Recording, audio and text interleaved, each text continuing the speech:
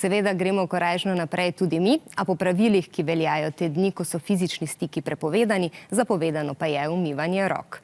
Zapoved spoštujemo tako zelo, da nam bo med prsti kmalu zrasla plavalna kožica. No, seveda so pa dovoljeni objemi staršev, pa tudi ruvanje z brati in sestrami. V družinskem krogu je dotikanje dovoljeno, najbrž pa pogrešate kakšno petko s prijatelji in naključne dotike simpatije. Dotik se zgodi, ko se dve telesi popolnoma približata. Posredovanje s čutom tipa. Človek lahko preživi brez vida, brez sluha, brez vonja in tako naprej, brez tipa pa ne more preživeti.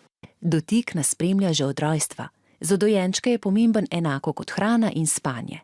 S tem zbujati občutke varnosti, topline, ljubezni. Vse to so občutja, ki so za začetek življenja zares najbolj pomembna. Dotik je lepilo naše družbe, kar lahko opazimo v družinskih in prijateljskih vezeh, pa tudi med sodelavci in člani športnih ekip, ki vsako dobljeno točko proslavijo s petkami, objemi in podobnim. Ob dotiku se v nas sproščajo hormoni sreče. Zaradi dotika se sprostimo, razvedrimo. Ob pomanjkanju dotika pa lahko doživljamo stres, večjo razdražljivost, več jeze. Seveda pa niso vsi dotiki enaki in se nanje ne odzivamo vsi na enak način.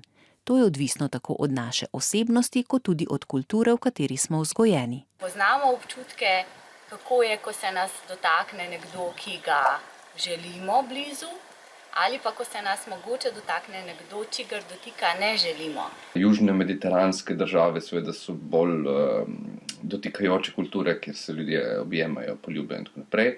Medtem ko so severne države se držijo bolj na distanco. In zato tudi mogoče v tej aktualni krizi vidimo lahko, da tudi mediteranske države zaradi te specifične kulture dotika tudi najbolj trpijo. Zaradi pomanjkanja dotika se nam lahko napačno zazdi, da smo nezaželeni in neljubljeni.